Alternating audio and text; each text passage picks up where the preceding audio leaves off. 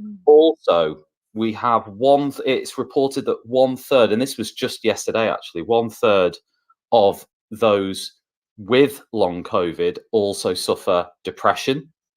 So there is a mental health implication.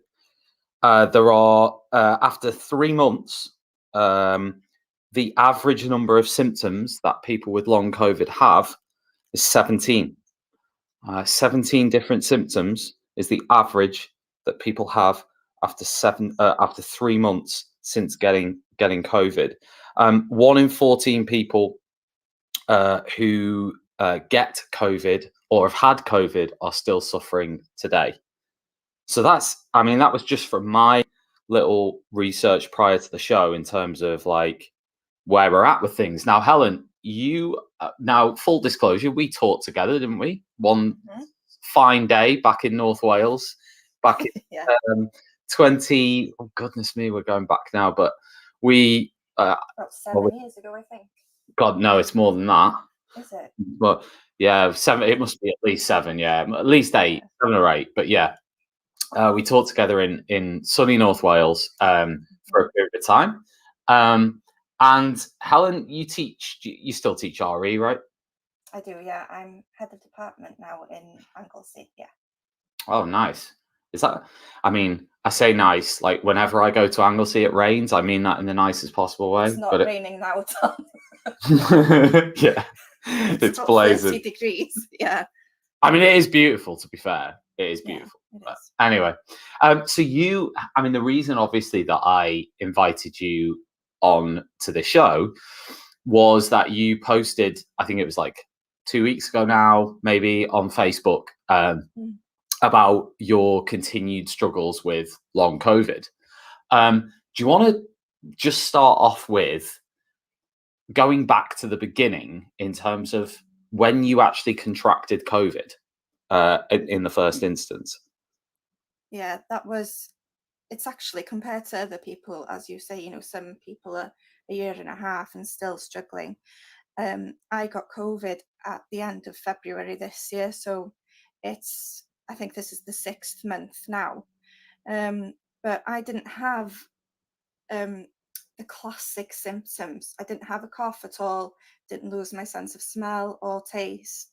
I was just exhausted and I had a temperature, so that was the only thing. And I just had body aches. And really, long COVID it just continued. Those symptoms just continued, and then as you say, you get more and more symptoms. It didn't get better, it just got worse for me. Yeah, and I mean that was end of February, so presumably you had some initial time off work when you got COVID. And what's been the story in that respect since? I mean, have you been able to teach? I mean, what's the situation been in that sense? Well, when I had COVID, we were teaching, via live lessons. Oh, yeah. So I actually didn't stop working then. I was in bed all day and then I got up to teach and then I went back to bed. But actually, Tom, looking back, that was probably a mistake. I should have rested. But when as teachers, live lessons, you feel a responsibility, don't you, that you need to carry on. Yeah. So that's what I did. And then luckily I've got a very understanding head teacher, and he let me come back then when we started teaching in school again. He let me teach a reduced timetable. So again, I probably should have stayed at home, but with the assessments this year, the GCSE and A-level assessments, I felt like I needed to be there for the kids, after the year they had. So I just taught A-level and GCSE to begin with. Yeah. I was coming home and sleeping for 2 to 4 hours after teaching for 2 hours, and I'd even be sleeping on the floor in the store cupboard in breaks. It was ridiculous, really. And then it was then my line manager actually that said, this has to stop, you have to stay at home. So I was really disappointed that I wasn't able to get the students through all the assessments, but I just had to stay home. So I've been home now for over 3 months. Goodness. Mm. And obviously I know you, and I know you're basically like a bundle of energy, a Yeah. great laugh all the time. So that is, that for me to know you've been laid out like that, then that shows me how bad it is. Do you know what I mean? Yeah. And I'm sure other people who know you must be thinking that as well. Have they kind of been like, oh, this is completely unheard of for you? Yeah, my family and my colleagues are the colleagues that are on the same corridor as me. We're really close. We're good friends, and they kept telling me, "You need to be at home. You're just not yourself." And they've been so good texting and just asking how I am, because they have been really worried. They said that, you know, I know people say you can look normal, but you don't feel normal. But they even said that I looked ill. So yeah, it was, and even the kids, I wasn't myself with the kids in school. As you say, I am quite energetic usually. Yeah, yeah, People usually know when I've arrived, but yeah. but yeah, no, I was doing my best, but I just didn't have the energy. So when you say, I mean, just to kind of like go into a bit more with regards to this fatigue, because it's very easy to Mm, say, oh, I feel tired. Like exactly. anyone can say that. So what Yeah. would you say the difference is between normal teacher tiredness and kind of like long COVID tiredness? Yeah, well, that's the thing. The media has really focused on this fatigue, but it's so much more than that. But the fatigue, it's different because it's absolutely debilitating. You just, um, your whole body feels heavy, like you're walking through deep, deep sand or something. It's not just feeling tired. Your whole body aches. I can't explain it really, and your mind is just totally, it's, well, they call it brain fog, don't they? But Yeah. I feel like it's much more than that. You're there, you're listening to people, but you're not registering it, the information isn't going in. Oh God, Yeah. that's just sounds awful, to be honest. So like, you mentioned like so this was like end of Feb. I mean, you got COVID end of Feb. Was Mm. there a point where you thought like it was getting better and then it got worse? Like, did you relapse, or was it just a continuous like thing? Do you know what I mean? Yeah, I know what you mean. I have weeks now. The first 3 months, those were the worst, but it has got better. But you have, as you say, a relapse where you kind of crash because you think, oh, I feel okay today. Everything's a bit clearer. But I won't do anything just in case. And then it's Yeah. the second day and you think, oh, okay. And then the third day and you think, oh, I'll just do something really small. Like, I don't know, I went to my cousin's house to the garden, just had a chat for 2 hours. But then I had a crash then for a week. So it's frustrating, because it's like 2 steps forward, 1 step back every time. But I've never gone completely back to the beginning. So I'm hopeful that I'm getting better. Yeah. I mean, oh, sorry, by the way, someone's just tried to call in, but I missed it. So Abdullah, if you want to call in again, then you can do. Just welcome to everybody listening live. Just in case you don't know what we're talking about long COVID today. We're talking about what it is, the impact of it. I've got a special guest, Helen, who is talking about her experience with long COVID, getting COVID, and then the symptoms associated with it. So if you want to put in the chat where you're listening in from, that'd be brilliant. Country, location, and any thoughts you have on anything Helen is saying this morning, then please do comment in the chat. Get involved. Also, you can click, if you're listening on your phone, you can click the little share icon in the bottom left hand corner, and you can share the show on social media or any platform to get other people, invite other people into the show this morning. So yeah, with regards to you mentioned like the school, and you mentioned like the supportive element of the school. I mean, how important do you think that's been for you? And I mean, presumably, I mean, I know you mentioned to me, other people who haven't had that experience, Mm. have had a school experience that maybe not a school experience that's been different, but presumably there are lots of people out there who are having different experiences, but can you outline maybe in a bit more detail the way in which your school has supported you during this period?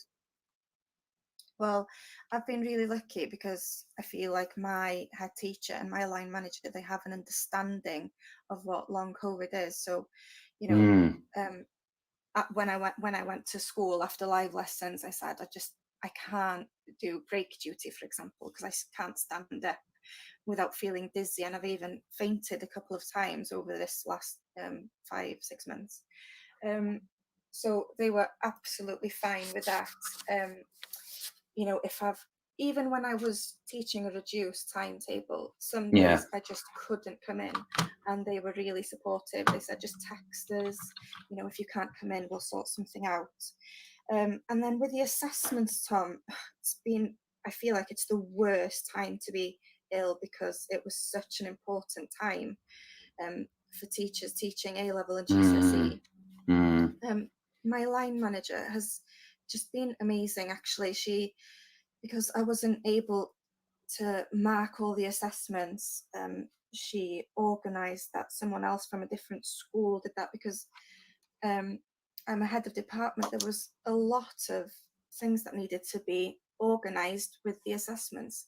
So she helped the other teacher who teaches RE to do that. So yeah, the support was, I can't complain really, but I do know that there are some people who, not just in teaching, but you know, I've got some friends who are OTs and nurses, and mm. they haven't been supported. There's been a lack of understanding, I think, and this idea that you just feel tired and that you should just push through, but actually that it's not possible to just push through. You end up being worse. So it is important that there is awareness and that people understand, you know, you have to give in, you have to rest, otherwise you'll just get worse and you won't get better. I mean, I mean, if nurses are being treated that way, then what chance does everyone else have? Do you know what I mean? If Exactly, people yeah. within the medical profession, but like presumably since end of February, you've been trying to get treatment and you've been trying to tackle this in maybe your own way. I mean, what kind of things have you been doing to try and get better? And have you been referred to one of these so-called long COVID clinics? I was wondering whether that's something you've done or encountered, and how that has gone, if that is the case or not. Yeah. I have been referred, but I still haven't been seen. I don't know if that's because there's a long waiting list. I'm not sure. But yeah, I've been referred. So I'm really hopeful that whatever techniques they can give me or tips, that's going to help. But with regards to what I've done, um, you have to advocate for yourself because it's such a new thing. Yeah. Doctors don't necessarily know. No. Yeah. Um, Yeah. so you have to do your own research, and I have to say that there's a group on Facebook with thousands of people from all over the world, and you do learn a lot from those groups. So I've known from reading um, their posts that what tests to ask for example, my ferritin and Mm, iron, B12, they were low. That seems quite common in people with long COVID. So having those things treated. So like I've been having B12 injections every other day for the past 3 months now, wow. just to get that up, 3 iron tablets a day. Um, so those kind of things, a B12 complex tablet. I've spent hundreds of pounds, Tom, trying to get better on different Oh supplements. my god. Um, but the other thing is you have to rest. And it's so frustrating, but you just have to do it.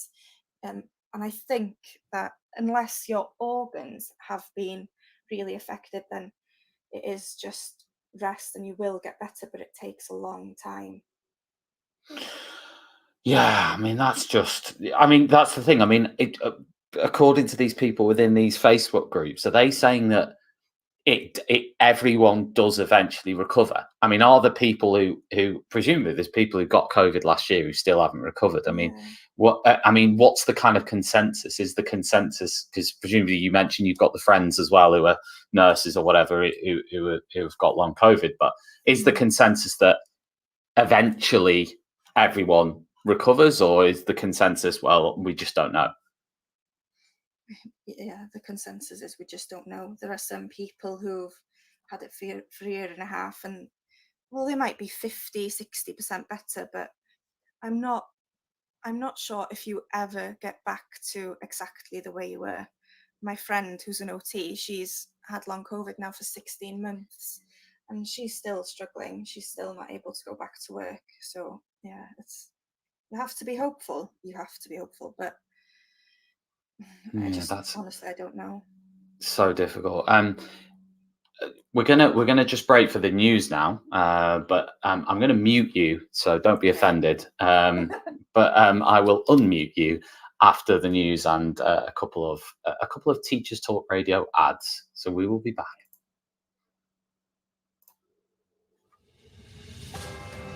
This is Teachers Talk Radio, and this is Teachers Talk Radio News.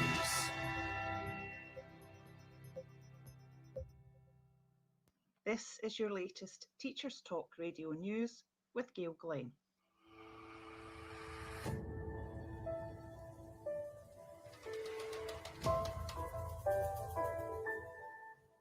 Health Education England's annual Step Into the NHS competition hopes to inspire young people to pursue NHS careers and challenge gender stereotypes. This year, Harry Jamil, who attends Bury in Whitefield Jewish Primary School, was one of the winners of the competition, which had entries from 96 primary schools across the country, with 7,800 children taking part. Harry dedicated a thank you song to the nation's healthcare workers. He said, "I really enjoyed taking part because I had lots of fun writing about the different jobs in the NHS. Not just the doctors and nurses, but all the other important jobs too, like porters and chefs.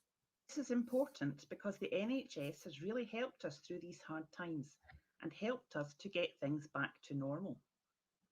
Navina Evans, Chief Executive of Health Education England, said, "As the NHS celebrates its 73rd birthday, and we thank staff for all their hard work over the last year, it is wonderful that one of the winners is a fantastic thank you song to the NHS."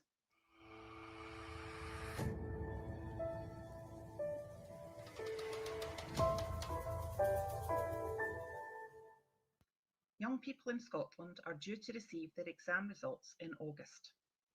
There is much speculation over the fairness of the results, and the new appeals process is unlikely to help, as personal circumstances such as illness or bereavement will not be grounds for the appeal.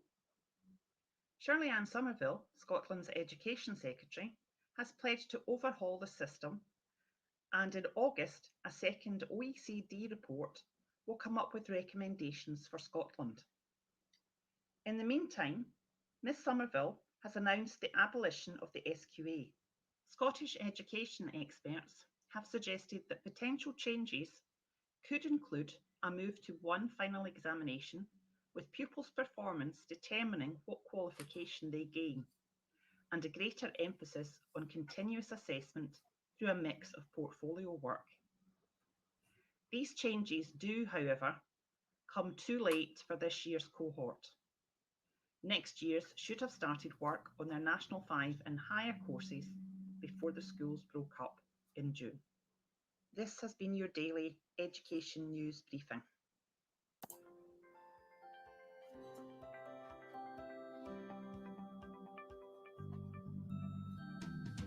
Creative Resources, made for teachers by teachers. At Creative Resources, we've been rethinking what a classroom can be. We've created a huge range of more than 2,500 original and exciting resources that span across more than 15 different subject areas. Whether you're looking for primary or secondary level resources, careers options, PSHE, arts or humanities, Creative Resources have the resources for you. We offer full curriculum packages and unique, challenging escape rooms themed on topics such as Shakespeare, Tudors, and fractions. We have quizzes, task cards, Tarsier puzzles, and lots more. Better still, more than 100 resources can be accessed for free. Just visit our website www.CRE8TIVEresources.com. You can get 10% off any order you make on our website by using the discount code TTRadio. Creative resources made for teachers by teachers. Every teacher loves stationery, right? Imagine getting a selection of fun, beautiful, and unique stationery items designed and selected especially for teachers, delivered through your door every month. You need to check out teacherslovestationery.club. I'm always so excited when the box arrives. It's such a treat. My Teachers Love Stationery Club box is just a little treat to myself every month. It's always full of delightful and surprising items, including some really good quality stationery brands like Faber-Castell and Stabilo. And because you never know what you're going to get, it makes it even more fun and special when you get it. It feels really great to be supporting a family business that's run by real teachers. I can't help feeling like they just know what I'm going to enjoy using stationery-wise better than I do myself. Visit teacherslovestationery.club and enter the code TTRadio when you buy your first stationery box to save £2 today. teacherslovestationery.club. Introducing the Leadership Masterclass series by Diana Osagi. Learn how to ditch your fears and develop your leadership confidence. How to deal with difficult colleagues. How to thrive when you lead in a challenging environment. And how to get colleagues to buy into your vision. Join Diana for her online leadership masterclasses starting on the 10th of July and running all the way through the summer. These sessions are the perfect way to prepare and refresh for the next academic year and beyond. Book your place at courageousleadership.co.uk/events now. The first 50 leaders to sign up get an additional free mini coaching session with Diana herself. Don't miss this. Courageous Leadership Masterclasses at courageousleadership.co.uk/events. And welcome back to Teachers Talk Radio. And I'm joined still by Helen. Helen, how are you doing? You okay? Okay, thank you. Yeah. Yeah, I don't like it's hard to talk about this, to be honest, isn't it? It's not an easy topic because it just is so it is sad, what it's done. I was gonna ask, in case you're just joining us, by the way, we're talking about the impact of long COVID on people in general, but particularly teachers. Yasmin's texted in, listening in from East London. Thank you, Tom and Helen. This is really interesting and something I can relate to. Yasmin, if you want to call in or text in further, then please do. Share your own experience. Give us a call and join the conversation with us if you want. Helen, I was going to ask you, has your teaching changed, do you think, because of this experience? I mean, is it something, say, for example, for September, that you're going to be looking to adapt the way you do things a bit or not? Yeah, definitely. I won't be able to teach in the same way. There won't be any standing. There won't be any walking around for now, because I just won't be able to. I've asked the head teacher to refer me to occupational health to, get anything that can help me really. But yeah, it's going to have to be sitting down mostly. I'm really hopeful that I can be back in September, at least, in a reduced hours capacity to begin with, or a phased return. But because I do feel like I am getting better, but for now, teaching will definitely have to be different. Yeah. Yeah. I mean, you mentioned earlier on this kind of idea of this brain fog thing that loads of people talk about. I mean, because teaching is such a job where you have to have that focus, don't you? You have to have that proper concentration on what you're saying, what the students are saying, what you're doing. I mean, is that a particularly difficult aspect of it at the minute? That side of it, cognitively? It was right. For the first 3-4 months. Thankfully, that's much better now. I was I was still going in, for GCSE and A levels, and I just couldn't remember words, Tom. And Oh my it's God. funny, but it's embarrassing when you're trying to teach. But luckily, the kids know me quite well, and they'd help me, bless them. I'd just try to describe the word, and then they'd tell me what the word was. I've done so many silly things, like I've sent my son for own clothes day to school on the wrong day. I've left the back door open, not just unlocked, but fully open all night.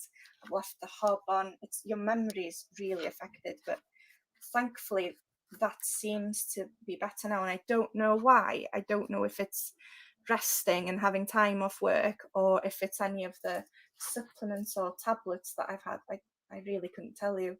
But yeah, that was hard with teaching.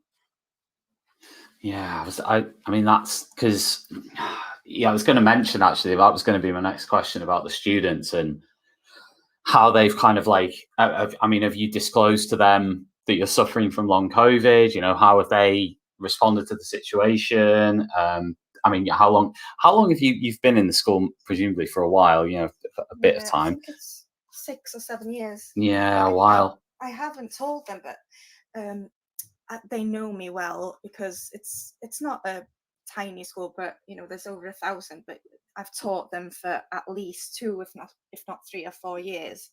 So they knew that something wasn't right, because they knew that I had days off as well. But at the time, I hadn't been diagnosed with long COVID either, because it's kind of like a process of elimination with the GPs. They have to test for other things first. So it took a while, a few months really, to have that sort of definitive diagnosis. Yeah, because that must have been a bit of a conscious thing in terms of thinking, what are the students thinking? Do you know what I mean? We're joined by a caller now. Oh, bit of echo on that. Oh, there we go. Yeah, we're joined by a caller, I think, calling in from Sweden. Good morning. Yeah. Good morning. Good morning. How are you doing today? I'm doing good. Oh, that's good to hear. You sound quite young. Can I ask how old you are? I'm 10. You're 10. Well, thank you for tuning in. We're talking about COVID today. What's it like in Sweden? Yeah, the COVID infection rate, is it high? I think it's starting to go down, because more people get. Yeah, I think more people are just think on Corona more, and it's starting to go down, as like many things has been down this year, and so. And how have you found school over in Sweden during COVID? How's that? Have you been online, or have you been in school? If I have been sick, then I've been online, or else I have just been in school. Yeah, okay, that's good, because I think Sweden have not had any restrictions. So I think, very few at various points. So I think it's been a bit of a different experience. Well, thank you for calling in, and you take care and have a good day over in Sweden. Yeah, thanks. Helen, that's what happens on Teachers Talk Radio. You have to get used to it. Like, you just get, it's cool. You have 6-year-olds sometimes call. Like I'll answer the call and it'll just be someone crying, and I'm like, well, I haven't even spoken yet. Don't cry. You know what I'm saying? But yeah, happy days. I was gonna. So with regards, I'm very surprised you haven't been able to get to this kind of long COVID clinic yet. When did you actually get referred to that? Presumably it was a while ago. Oh, no, not a while ago. Maybe a month ago. Yeah. So I don't know. Oh, well, that's still quite a while, isn't it? Yeah. It's bad, really. We were just talking about the kids, weren't we? And that sounds, at least, the thing is, it could have been worse, I guess, if you'd have been there for less than a year, and you were still trying to establish yourself a bit in the school, Yeah. and then this happened. I'm guessing that probably would have been worse if it had gone that way. At least you've been there for a while and you've got the routines and you know the kids and whatever. Yeah. Yeah. I suppose that's better. That's a big. Why are you saying it's a small school? There's over 1,000 kids in it. That's not small to me. No, I said it's not small, but Oh, right, it's not small. I thought you said it Yeah. was small. I was like, that's not small. Yeah, okay. Well, that's good. Listen, Helen, it's been fantastic. Thanks so much for joining me this morning for this chat. And I really hope things get better. It sounds like they are a bit, maybe. Yeah, they are. You know, I haven't mentioned the other symptoms, and I think that's one thing that the media doesn't do. It just focuses on fatigue, but there are many other symptoms. I mean, can you it's tell just- us some of them? Well, it's pain is a big one. Oh, right, okay. Yeah, pain is for most of us, I think. Leg pain, arm pain, shoulder pain, neck pain. Oh, God. That's But how often? Like all the time? Yeah, it doesn't necessarily happen everywhere at the same time. It might be my legs today, it might be my arms tomorrow. It's very odd. And then, you know, it affects, well, it's affected my vascular system. It's Yeah. affected my heart rate and my blood pressure. And that's why I get dizzy and tend to faint, and that's quite common as well. Yeah, God. there's I mean, so many symptoms. yeah, because I've got a list here of some of them that I kind of downloaded the other day. Let's have a look at them. Oh, that's not letting me see that. I don't know why. Oh, that's a shame. But basically, there was about 20 on this Yeah. list. Really, you know, really odd. Like, I Yeah. had a numb hand, a numb foot. The right side of my face was numb. That was really frightening. God. Pins and needles, all twitches. It's crazy, honestly. Palpitations. Yeah, someone mentioned this. I think there was something on there about hallucinations, or yeah, there was. I read something about bad dreams and hallucinations. Yeah, very vivid dreams. Yeah. God, Yeah. bloody terrible. I mean, one thing that I've kind of discussed on this show before, and kind of, I haven't really decided my position on it, but is the issue of like schools were open during periods where they probably shouldn't have been, and teachers. I don't think that teachers got like the best. They certainly in England. I mean, it's different in each country, isn't it? You're in Wales. There's England. There's obviously Scotland. All countries have their own thing, but in England, you know, there were certain decisions in terms of, you know, when schools closed and when schools were opened and so on. And I think a lot of teachers picked up COVID in school, and I'm wondering whether we need that to be looked at in terms of compensation. I don't necessarily mean financial, but certainly an awareness of that, and an acknowledgement that teachers, because the narrative was, well, teachers have no more chance of getting COVID than anybody else. That was the narrative last year. I remember it well. And to me at the time, I was like, that is just garbage, because they're around kids. And then since then, like this year more, we've heard, you know, teenagers are spreading it the most. We've heard kids are spreading it the most. We've heard they are the super spreaders. But last year, it was very much like, no, kids don't, you know, don't worry about kids, and teachers are safe and so on. And that was the narrative that was being pushed. And just feels like that was so wrong. And I don't know whether there needs to be a acknowledgement of that and something on governmental level. I don't know what the Welsh government are doing, but just something that there doesn't seem to be any acknowledgement that schools probably, I don't know, there were times where I wonder whether they should have been closed more. Yeah. I don't know what you think. Well, I definitely know that. I know quite a few teachers who caught COVID in school. So yeah, I agree with you, really. I think that maybe the Welsh government has been a bit more careful than England. So yeah, but I still, you know, the local school here in the town I live, there's been so many cases where teachers have caught it, and they've caught it from school. And the worrying thing now as well is that, you know, with kids and teenagers not having the vaccine, you know, they can get long COVID as well. So, but it is hard because I understand why people want schools to be open as well. It's such a difficult decision, and I don't know if there is a right answer, to be honest with you. Let's bring our 10-year-old guest back in. Stal Hammer, are you still with us? Yeah. Oh, cool. Do you want to have your vaccine? Do you want to have a COVID vaccine or not? I'm not really liking to get vaccine, but I want because I want to do things that I want so I can do many things that I like. Are you scared though? Would you be scared of getting the vaccine or not? No. No. Oh, that's good. That's good.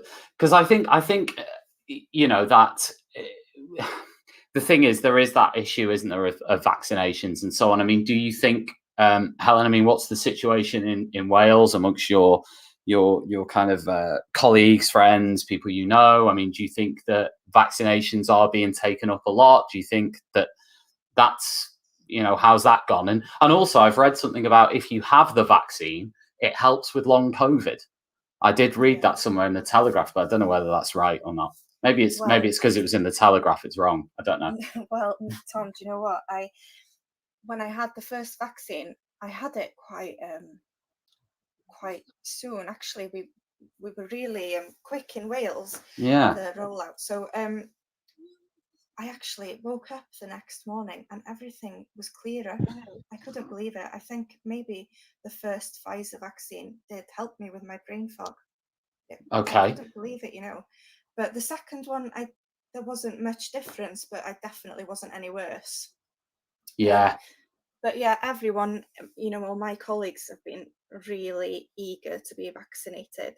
You know, and some of the kids, you know, 16-year-olds, especially with asthma, they've been vaccinated and they've been really keen to have it done. I don't know what's going to happen with kids now. I have a 9-year-old myself, and I'm just not sure really how I feel about it. It's difficult, isn't it? Yeah, it is, I guess. I mean, the thing is, for me, I definitely wanted to get my vaccine like as quick as possible, because the thing is, for me, it's like, you know, I am in relatively good health, although I'm on a massive diet at the moment, so I don't necessarily. I say good health. I mean good health within relativity. But I still wanted to get it because I know someone who's a teacher. He was really active, in really good health, kind of about 50 years old, no underlying health conditions, no problems in that regard at all. And then he just got COVID, and then that was it, you know, and then he never recovered from there. He just has had, I mean, this was last year that he got COVID. I think it was like last April, May time. And then he's just been stuck in this repeated long COVID cycle since then. And he was in like really good health, walking a lot. Now he can't read books. He can't concentrate on the books. He can't concentrate on the text. And we're talking like more than a year down the line now from the original infection. So, yeah. So long COVID seems to happen a lot to young, healthy people. It's odd, really. I don't know if there's any research going into that, but it seems, because it's something to do with your immune system overreacting, I think, because it's kind of an autoimmune reaction. Yeah. So, yeah. Yeah. I mean, I don't know, to be honest, but I was surprised with this guy, because I thought, you know, you are, you know, very bouncy, you know, like a machine, really, like physically, and like proper knocked him, not recovered yet, really. I don't know. I haven't spoke to him for a bit, but last time I spoke to him, he was definitely, which was like not that long ago, he was still like suffering with it. So it is shocking, and I just wonder, like, what, I mean, that was what I was going to finish on, really, was like provision in terms of like schools for September. Like, do you think, I mean, what, I mean, you've mentioned like a phased return. I mean, do you think there's anything else that schools could do apart from like a phased return? I mean, you mentioned sitting down to teach. Maybe, you know, is there anything else that maybe different expectations? I don't know. Is there anything else that you think would help people? Definitely different expectations. Yeah, I mean, Yeah. that you can't have the same expectations of someone who, you know, I don't know what, you know, Estyn Ofsted would make of my teaching now, but it's just impossible to teach in the way I was before. I'm hopeful that I will, because I've got so much better already. I'd say that I'm 40-50% better. So I'm really hopeful. I don't think I'm not sure if I'll ever be 100%, but what's the bit you're worried about? You know, when you say you don't think you'll be 100%. I mean, what are the bits that it's mostly like the effect it's had on. Well, I'm hoping that fatigue will be better, but it's my vascular system, and not being able to stand up, even not I even have to sit down to wash dishes, or I'll faint. And yeah, the fatigue, but the pain as well. The pain is awful. I'm trying not to take any. I'm taking obviously paracetamol, but I'm trying not to take anything too strong because there's side effects to those as well. So yeah, those are the things that I'm worried about. God. Yeah, and obviously, you don't have to answer this, but I know you've got like a family and stuff like that. I mean, how's it gone at home? I mean, how's it gone with your family and that? I mean, have they just been shocked by what's happened, or how have they seen it? They've been amazing, Tom. I've been so reliant on them, my husband and my parents. Luckily, we're living, close to my parents now and my husband's parents. So my husband's been doing everything. He's been working full time and then doing everything at home as well. I've been managing to cook tea sometimes, but sometimes he'll have to do it. Read a story to my kids at bedtime, but that's about it really. I can't take them to any of the lessons or after school activities because driving is difficult as well. God, yeah. But yeah, I wouldn't have coped without them. I just feel really thankful and grateful that I've got them. Yeah. I mean, you mentioned driving. Is that because of the fatigue, I'm guessing, or is that cognitively, or is it both? I think it's the cognitive issues for me are better.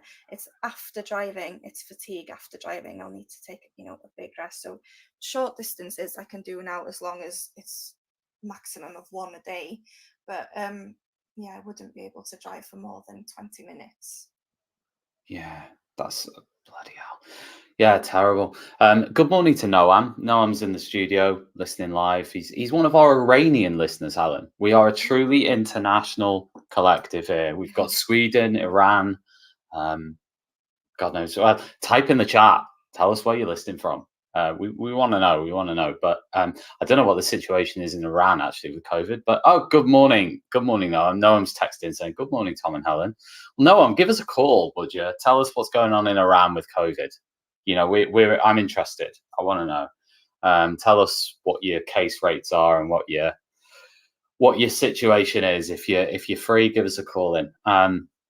But yeah, I think that God, it's been such a terrible year, and I think I'm just hoping that for everybody, but particularly you and everybody else who has kind of suffered in this way, that the next academic year is going to be very, very different to this academic year. I think it's good. It sounds really good the way your school has reacted to the situation. Like that sounds good to me. And I hope other schools are going to think about this similarly in September, because the thing is, it might be that people are like, oh, right, well, it's been 6-7 weeks of a holiday, so therefore everyone should be better. And you know what I mean? I don't think necessarily the attitude should change just because the holiday happens, but we'll have to see. But anyway, Alan, thanks so much for calling in today. It's been really good to chat. Yeah, no probs. You take care. Thank you very much. All right, bye for now. Bye. Bye. Okay, that was Helen, who was calling in all the way from Anglesey. She's an RE teacher who has had COVID and is still suffering from long COVID, even though she says she's 40, maybe 50% getting there, getting better. What a terrible experience. And so many teachers have had this experience or are having this experience of long COVID. I feel so lucky sometimes that I haven't had COVID. I've been so careful personally since it all kicked off. I remember the first wave, I hardly went out. I was just so conscious. And then even during the various different kind of openings up that we've had since then, I've still been absolute stickler for all the rules, all the recommendations, and I've limited. There's been lots of times where I've limited contact time. I mean, I'll be honest with you, I wouldn't be, going out on the town anyway every 3 or 4 times a week, but I've absolutely limited my contact time. Now it's only really been the last couple of weeks that I've started to ease off on that and started to go out more and started to think about going out more, starting to think of going to XYZ. But I know that now I've been double vaccinated. You kind of think that there is an opportunity now to maybe live your life a bit more, you know what I mean? But I don't know what people listening, what your experience is, but that's certainly from my perspective. I'll be back in 1 minute. We're just going to listen to our second ad break. Every teacher loves stationery, right?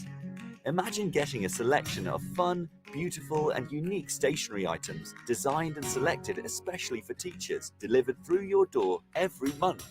You need to check out teacherslovestationery.club. I'm always so excited when the box arrives. It's such a treat. My Teachers Love Stationery Club box is just a little treat to myself every month. It's always full of delightful and surprising items, including some really good quality stationery brands like Faber-Castell and Stabilo. And because you never know what you're going to get, it makes it even more fun and special when you get it. It feels really great to be supporting a family business that's run by real teachers. I can't help feeling like they just know what I'm going to enjoy using stationery-wise better than I do myself. Visit teacherslovestationery.club and enter the code TTRadio when you buy your first stationery box to save £2 today. teacherslovestationery.club. Live from Liverpool, this is The Morning Break with Tom Rogers on Teachers Talk Radio. Good morning. You have been listening to Teachers Talk Radio in the Morning Break with me, Tom Rogers. We've been talking to Helen all about long COVID. And in the last part of the show, I want to talk about Teachers Talk Radio. I want to talk about hosting. I want to talk about the upcoming shows we have and whether you might be interested in getting involved yourself. So stay tuned. Live from Liverpool, this is The Morning Break with Tom Rogers on Teachers Talk Radio. Tune in live on the Podbean app or desktop player. Just head over to www.podbean.com/LSW/TT Radio or search Teachers Talk Radio. Follow the hashtag TT Radio. You know what? I was looking at the Teachers Talk Radio statistics yesterday, and we are nearly up to 150,000 podcast downloads since we started, which is pretty phenomenal if you think about it. Our top shows, when you look at our all-time most listened to shows, I think Noreen Khalid was one of them. I've had more than 600 listens back. That excludes live listens. It's a huge amount of people are listening. I just want to thank all our listeners. Thank you so much for engaging with Teachers Talk Radio, for getting involved. It's so much fun, hosting. I think all our hosts have an amazing time hosting. It's just so cool to be able to share a platform with other teachers and be able to talk about things within the profession. If you would like to get involved yourself, then please do. if you fancy yourself as a Teachers Talk Radio host, maybe you'd like your own weekly show. Noam, I'm looking at you. Maybe you'd like your own show on Teachers Talk Radio. Maybe you'd like to actually host a show.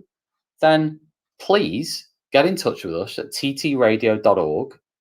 Visit the website, go to the contact page, and there's a little box that says host or become a host. Click that, and then just enter your details. And you can maybe have your own show on Teachers Talk Radio. And, you know, we welcome all applications from everybody. Every new host starts with a 2-show trial, so there's no obligation at the end of those 2 shows if you don't want to continue after that. And yeah, we're a team now of over 40 people. I think more than 30 of those are hosts. And then we've got our amazing team behind the scenes who work with us on streaming our shows on Facebook and Twitter and YouTube. We've also got our amazing news team, and I think Megan is one of those people, our amazing news manager who is in the studio at the moment listening. We've got an amazing news team as well, who produce all our news on every single show on Teachers Talk Radio. And it's an amazing team to be a part of. So if you fancy getting more involved with Teachers Talk Radio, visit the website, get over there, check it out, and get involved. And as I said, with hosting, we're looking for hosts to do a 90-minute show each week. Topic-wise, it's up to you. It's over to you. You can decide your topics, your guests. We have a lot of autonomy for our hosts. And the biggest thing is it's a lot of fun. Everyone in the team has a great time. It is voluntary and everyone enjoys it. Everyone enjoys being part of that team. So if you fancy getting involved, then definitely check out the website. Now, in terms of upcoming shows that we've got Kate Jones tomorrow morning. I'll mention her show first, only because she is doing a kind of special feature on her favorite edu books that she's been reading recently. So definitely tune into that one. But before then, we've got The Drive Home with Seb Ventura at 4 p.m. today. So don't miss that, because Teachers Talk Radio is on every single day. You don't even need to check out for a few days to find your next show, your next fix of Teachers Talk Radio shows. And today is no different. And at 4 p.m., you can click that little listen live icon on the website, which is just on the homepage there. And you can get involved in listening to Seb at 4 p.m. on the drive home. Also following on from that, tomorrow morning, as I mentioned, we've got Kate Jones with The Breakfast Show at 7 p.m. UK time. And then we've got Dorian Brown at 9 a.m. straight after Kate with The Morning Break tomorrow morning. The weekend, as usual, is full of great shows. We've got Mira Judasama, Amy Ferguson and Tom Hopkins-Burke on Saturday. On Sunday, we've got Sobia Iqbal, Graham Collum, Khalil Rouse, and Hareen Otieno. All on Saturday and Sunday. Wow. So many shows, so many great guests, so much to listen in, and become a part of that community, you know. Listen to us, subscribe to the website. Eventually, we're going to have I hope we'll have like a massive Teachers Talk Radio outdoor party. That's my plan. That's my secret plan that I've just revealed to the world. But yeah, massive party. But I mean, I don't know how we're going to fly Noam in from Iran, but we'll have to find a way, right? We'll invite everyone. Come over to the UK. We'll do an outdoor party, massive outdoor party. Yeah. Listeners, hosts, everyone involved with Teachers Talk Radio. We had planned a party actually, but we weren't able to do it in the end because of you know what a few months ago. But hopefully in the next academic year we will get that party on the go. We'll have a big celebration of all things Teachers Talk Radio.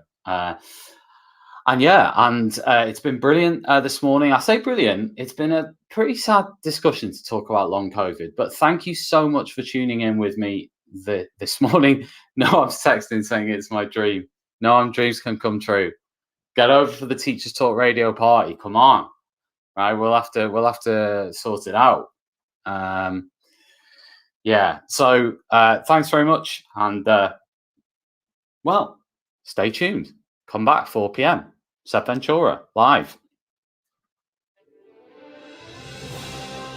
You've been listening to Teachers Talk Radio. Tune in live and listen back at ttradio.org. We look forward to hearing from you next time on Teachers Talk Radio.